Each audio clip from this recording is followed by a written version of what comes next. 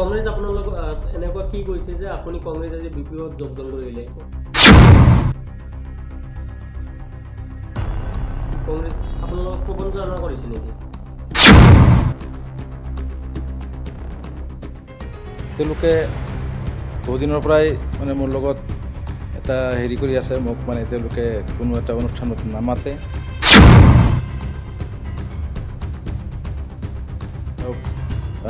অৰিহণা দিব লাগিলে দিয়াটো ঠিকেই দিওঁ, কিন্তু যেতিয়া নেকি কিবা এটা প্ৰগ্ৰাম হয়, আজি কিবা এটা মিটিং আছে, মোক নামাতে। কংগ্ৰেছ আপোনাক দূৰত্ব ৰাখিবলৈ চেষ্টা কৰিছে আপোনাৰ কোৱাৰ ধৰণে। হয় হয়, এইটো কিয় বাবে কৰিছে কংগ্ৰেছে? কিন্তু তেওঁলোকৰ কিবা ব্যক্তিগত স্বাৰ্থ থাকিব পাৰে।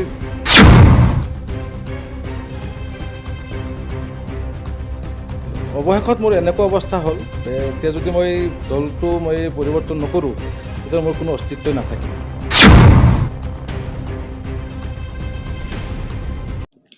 আপুনি কংগ্ৰেছ দল কিমান বছৰ কৰিছে? মই 1998 চনৰ পৰাই মই NSY কৰিছোঁ, যুৱ কংগ্ৰেছ কৰিছোঁ। 2001 চনত মোক জিলা পৰিষদৰ টিকট প্ৰদান কৰিছিলে। তেতিয়া আমাৰ যিটো মানে বৰপেটা ডিষ্ট্ৰিক্ট, বৰপেটা বাক্সাৰ লগত তেতিয়া আমাৰ দুটা সমষ্টি, দুটা পঞ্চায়ত ইতিমধ্যে সেই সময়ত BTCত পৰি গৈছিল। সেই হেতুকে তেতিয়া নিৰ্বাচনটো অনুষ্ঠিত নহ'ল। সেই নিৰ্বাচনটো অনুষ্ঠিত হ'লে নিশ্চয় মই বহুত সংখ্যক ভোটত মই জয়লাভ কৰিলোঁহেঁতেন। তেতিয়া মই ইলেকশ্যন খেলিব নোৱাৰিলোঁ। তাৰপিছত আজি ইমান দিনৰ পৰা নিৰ্বাচনৰ আশাৰে 2007 চনত মই টিকট বিচাৰিলোঁ, মোক নিদিলে। তেতিয়া কংগ্ৰেছ হাৰিলে, CPM জিকিলে। তাৰপিছত 2018 চনত মই টিকট বিচাৰিলোঁ, মোক দিলে। দিয়াৰ পিছত মই জিলা পৰিষদৰ সদস্য হ'বলৈ সক্ষম হৈছোঁ। বিপুল ভোটত মই জয়ী হৈছোঁ। যিমান ভোট পাইছিলোঁ মানে ডাবল ভোট পাইছোঁ মই, মানে যিটো মোৰ প্ৰতিনিধিত্বকৈ ডাবলতকৈ বেছি ভোট পাইছোঁ। কংগ্ৰেছ আপোনালোক এনেকুৱা কি কৈছে যে আপুনি কংগ্ৰেছ আজি বিপিঅ'ত যোগদান কৰিলে? কংগ্ৰেছ আপোনালোকক প্ৰবঞ্চনা কৰিছে নেকি? প্ৰবঞ্চনা ঠিক তেনেকৈ ক'ব বিচৰা নাই মই। তাৰমানে আমাৰ যিটো দলৰ হাইকমাণ্ড, আমাৰ জিলা পৰ্যায়ৰ হওক, ব্লক পৰ্যায়ৰ হওক, তেওঁলোকে বহুদিনৰ পৰাই মানে মোৰ লগত এটা হেৰি কৰি আছে, মোক মানে তেওঁলোকে কোনো এটা অনুষ্ঠানত নামাতে, কোনো প্ৰগ্ৰাম হ'লে মোক নামাতে। কিবা অৰিহণা দিব লাগিলে দিয়াটো ঠিকেই দিওঁ, কিন্তু যেতিয়া নেকি কিবা এটা প্ৰগ্ৰাম হয়, আজি কিবা এটা মিটিং আছে, মোক নামাতে। আমাৰ জিলা সভাপতি হওক, আমাৰ ব্লক সভাপতি হওক, তেওঁলোকে মোৰ লগত কোনো ট্ৰাষ্টত তেওঁলোকে নাই। মই যিহেতু মানে এটা কংগ্ৰেছ কৰ্মী, ষ্টেণ্ডিং জিলা পৰিষদ সদস্য হৈ আছিলোঁ ইমান দিনে, তেওঁলোকে মোৰ লগত কোনো ধৰণৰ যোগাযোগ স্থাপন কৰা নাই। কংগ্ৰেছ আপোনাক দূৰত ৰাখিবলৈ চেষ্টা কৰিছে আপোনাৰ কোৱাৰ ধৰণে। হয় হয়, এইটো কিয় বাবে কৰিছে কংগ্ৰেছে? এইটো তেওঁলোকৰ কিবা ব্যক্তিগত স্বাৰ্থ থাকিব পাৰে। কংগ্ৰেছ দলৰ প্ৰতি এতিয়াও মোৰ বহুত ভালপোৱা আছে। মই শ্ৰদ্ধা কৰোঁ। দলটো মই বহুত মানে প্ৰথমৰ পৰাই দলটোক মই ভাল পাওঁ। কিন্তু অৱশেষত মোৰ এনেকুৱা অৱস্থা হ'ল যে এতিয়া যদি মই দলটো পৰিৱৰ্তন নকৰোঁ, তেতিয়া মোৰ কোনো অস্তিত্বই নাথাকিব। সেইকাৰণে মই উপায় নাপায় কংগ্ৰেছ দলটো পদত্যাগ কৰাৰ কাৰণে মই বাধ্য হৈছোঁ। নেকি কংগ্ৰেছৰ হাইকমাণ্ডৰ পৰা আপোনাৰ পৰা পইচা বিচাৰিছিল টিকটৰ বাবে? নাই, সেইটো টিকটৰ বাবে মই ক'ব বিচৰা নাই, সেইটো মই নকওঁ। BPOত যোগদান কৰাৰ আপোনাৰ মূল উদ্দেশ্যটো কি আছে? BPOত যোগদান কৰাৰ মূল উদ্দেশ্য হৈছে যে আমাৰ BTC প্ৰধান হাগ্ৰামা মহিলাৰী, তেখেত মানে বহুত ডাঙৰ মানুহ হয়। তেখেতৰ দিনত 70টা বছৰে তেখেতে যিটো মানে BTCত নেতৃত্ব দি আহিছিল, সেই নেতৃত্বত তেখেতে মানে ভাল সফল নেতা হিচাপে আমি তেখেতক দেখিবলৈ পাইছোঁ। আৰু তেখেতে যিমান মানে ডেভেলপমেণ্টৰ কাম কৰিছে, যিমান উন্নয়নৰ কাম কৰিছে, সেই উন্নয়ন মানে চকুত ল'বলগীয়া কথা। আপোনালোকে নিশ্চয় জানে যে 70টা বছৰত যিখিনি উন্নয়ন হৈছে, আজি বিগত 4টা বছৰে মানে সেই তুলনাত কোনো ধৰণৰ উন্নয়ন আমি চকুত আমাৰ ধৰা পৰা নাই। BPFে আপোনাক টিকেট প্ৰদান যে কৰিছে, BPFে টিকেট প্ৰদান কৰাৰ পিছত আপুনি কি ভাবিছে? আপুনি বৰপেটা লোকসভা সমষ্টিৰ পৰা জিকি আহিব পাৰিব নেকি? নিশ্চিতভাৱে মই জিকি আহিব পাৰিম। এটাই কাৰণ, আমাৰ যিমান ভোট আছে, আমাৰ প্ৰায় 19,000 ভোট আছে। 19 লাখ ভোট আছে 19 লাখ ভোটৰ ভিতৰত প্ৰায় কেণ্ডিডেট হিচাপে মই নিজকে যোগ্য বুলি মই ভাবোঁ। আমাৰ ফণীভূষণ চৌধুৰীদেৱ আছে, তেখেত ষ্টেণ্ডিং MLA হৈ আছে, তেখেতো বহুত বছৰৰ পৰা ৰাজনীতি কৰি আহিছে। হ'লেও তেখেত এতিয়া আচলতে ৰিটায়াৰৰ নিচিনা হৈ গৈছে। তেখেতক মানে বহুতেই মানে বিদায় দিব বিচাৰিছে। আৰু আমাৰ মনোৰঞ্জন তালুকদাৰ ডাঙৰীয়া আছে, তেখেত ষ্টেণ্ডিং MLA হৈ আছে। তেখেতকো মানে বহুতেই প্ৰত্যাখ্যান কৰি আছে। মানে যিবিলাক কথা কৈ তেখেতে মানে যি MLA হৈছে, সেই কথাবিলাক তেখেতে ৰাখিব পৰা নাই। ৰাইজবিলাকে তেখেতৰ পৰা মানে আঁতৰি আছে। তাৰপিছত ধৰক ইলেকশ্যন খেলিলে হাৰা জিকা আছে, এইটো মই নকওঁ যে মনোৰঞ্জন তালুকদাৰ হাৰিব বা ফণীভূষণ চৌধুৰী ডাঙৰীয়া হাৰিব, এইটো মই ক'ব বিচৰা নাই।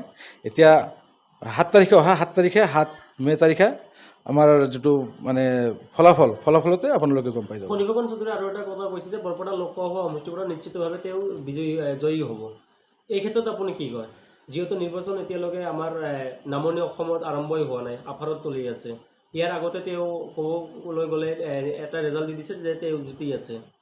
এইটো ক্ষেত্ৰত আপুনি কি ক'ব? এতিয়া জিতা কথা হ'ল যে তেওঁলোকে ক'ব পাৰে, কোৱাটোতো সাধাৰণ। আজি চাওক, আজি নিৰ্দলীয় হিচাপে দলু আহমেদে ইলেকশ্যন খেলি আছে, তেখেতেও মানে কৈ আছে তেখেতে জিকিব। জিকাটো সাধাৰণ কথা, মুখেদি কোৱা আৰু কৰাটো বহুত পাৰ্থক্য আছে। এতিয়া জিকা বুলিতো কোৱাটো ক'ব পাৰে। আৰু ডেফিনেটলি এইটো এটা কথা মই ক'ব বিচাৰিছোঁ যে নিৰ্বাচনটো যদি মই প্ৰতিনিধিত্ব যিহেতু মই কৰিম, মোৰ লগত আৰু ফণীভূষণ চৌধুৰীৰ লগতে মোৰ প্ৰতিনিধিত্বটো মেইনলি হ'ব। কেনেকুৱা ৰণকৌশল হ'ব আপোনাৰ লগত? ৰণকৌশলটো আমাৰ যিটো মানে BPFৰ যিটো লক্ষ্য হিচাপে যিটো মানে বাকীখিনি কথা মই ক'ব বিচৰা নাই। এতিয়া আমাৰ ফণীভূষণ চৌধুৰীৰ যিটো লক্ষ্য, তেওঁলোকৰ মানে ধৰ্ম লৈ ৰাজনীতি কৰা, কিন্তু আমি ধৰ্ম লৈ ৰাজনীতি নকৰোঁ। আমাৰ BPFে মানে বিভিন্ন জাতি গোষ্ঠী লৈ মানে আমাৰ দলটো আমি গঠন কৰা হৈছে।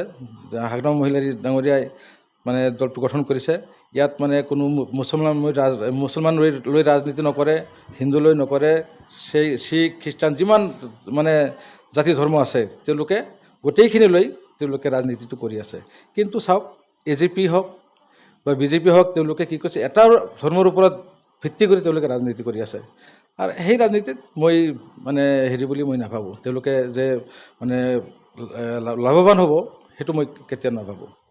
অগবে যিহেতু এটা আঞ্চলিক দল, হয়, আঞ্চলিক দল হোৱাৰ পিছতো কাৰ সপক্ষে তেওঁলোকে কাৰ বিপক্ষে তেওঁলোকে মাত মতা নাই। ইয়াৰ বিষয়ে আপুনি কি ক'ব? যিহেতু BJPৰ মিত্ৰজোঁট হৈ বৰপেটা লোকসভা সমষ্টিৰ পৰা নিৰ্বাচন খেলি আছে ফণীভূষণ চৌধুৰী, তেওঁ এজন অগবৰ সদস্য। তেখেতৰ কথা কি ক'ব? তেখেতে যদিও মানে বয়সীয়াল একজন মানুহ, এজন মুৰব্বী বুলি কওঁ, তেখেতে যিটো নাটক কৰিলে, সম্পৰ্কে যেতিয়া আন্দোলন আমি কৰিছিলোঁ, বাতিল হ'ব লাগে বুলি যিটো আমি আন্দোলন কৰিছিলোঁ, তেখেতে কি কৈছিলে? তেখেতে মানে বাতিল কৰা তালত আছিলে, কান্দিছিলেও। আপোনালোকে নিশ্চয় মিডিয়াৰ সন্মুখত কান্দিছিলে, আপোনালোকে দেখিছে। সেই মানুহটো আকৌ গৈ পেলাই কি কৰিলে? তেখেতে মন্ত্ৰীত্ব এৰি দিলে। মন্ত্ৰীত্ব এৰি দি আকৌ মানে ধনৰ লালচাত, টকাৰ লালচাত, মানে পদবীৰ লালচাত তেখেতে আকৌ সেইখন মানে পদবীত আকৌ অধিষ্ঠিত হৈছে। এনেকুৱা মানুহৰ কথা আপুনি কি ক'ব? আপুনি বৰপেটা লোকসভা সমষ্টিৰ পৰা কিমান ভোটৰ ব্যৱধানত জিকিব বুলি ভাবিছে? মই 1.5 লাখ 1,25,000 ঠিক এনেকুৱা ব্যৱধানত জিকিম বুলি মোৰ যেতিয়া আপুনি ৰাইজৰ হকে কি কৰিব? শিক্ষাৰ ক্ষেত্ৰত হওক আৰু ৰাস্তাৰ উন্নয়নৰ হওক। এতিয়া চাওক, বৰপেটা লোকসভা বুলি ক'লে বহুত পিছপৰা লোকসভা হয়। ইয়াত মানে বহুত কাম কৰিব লগা আছে। আমাৰ চৰ অঞ্চল আছে, যাতায়াতৰ প্ৰব্লেম হৈ আছে, যাতায়াত মানে ব্যৱস্থা মানে সুচল নহয়।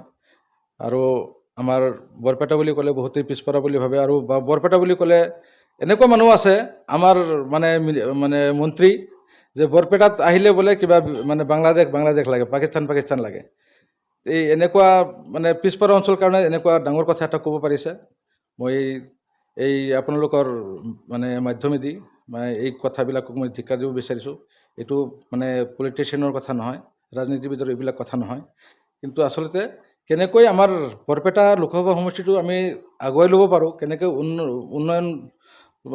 উন্নয়নৰ দ্বাৰা যাতে আমি আগবঢ়াই ল'ব পাৰোঁ, সেইটোহে আমি আমাৰ লক্ষ্য কৰা উচিত। কিন্তু এই তেওঁলোকে মাত্ৰ ভোটাৰৰ লগত ৰাজনীতি কৰি পেলাই, ধৰ্মৰ লগত ৰাজনীতি কৰি পেলাই তেওঁলোকে মানে এটা ভোট বিভাজন কৰি তেওঁলোকে মানে পাৰ হোৱাৰ কাৰণে, জিকাৰ কাৰণে তেওঁলোকে এটা প্ৰচেষ্টা কৰিছে। চৰাঞ্চলৰ মাটিখিনি কি কৰিব? যিটো চৰাঞ্চলৰ মাটি আৰু আমাৰ সংখ্যালঘু সম্প্ৰদায়ৰ ভোটৰ এটা সমস্যা, আপুনি জিতিলে এই দুটা সমস্যা সমাধান কৰিব পাৰিব নেকি? এতিয়া চৰাঞ্চলৰ যিটো মাটি, আপোনালোকে ইতিমধ্যে শুনিছে, আমাৰ হাগ্ৰামা মহিলাৰীয়ে কৈছে যে কোনো হাগ্ৰামা মহিলাৰে কোনো পধ্যেই উচ্ছেদ কৰিব নিদিয়ে। আৰু যদি প্ৰমোদ বড়ো ডাঙৰীয়াই বা হিমন্ত বিশ্ব শৰ্মা ডাঙৰীয়াই যদি কোনো জেগাত উচ্ছেদ কৰে, সেই মুহূৰ্তত তাৰ পিছদিনাখনেই আমাৰ হাগ্ৰামা মহিলাৰী ডাঙৰীয়া গৈ পেলাই তাতে পুনৰ সংস্থাপন দিব বুলি তেখেতে কথা দিছে। আৰু এইটো ডেফিনেটলি কৰিব বুলি মোৰ বিশ্বাস আছে। আৰু ডি ভোটাৰটো হৈছে, ডি ভোটাৰৰ সমস্যাটো ইমান দিনৰ পৰা চলি আছে।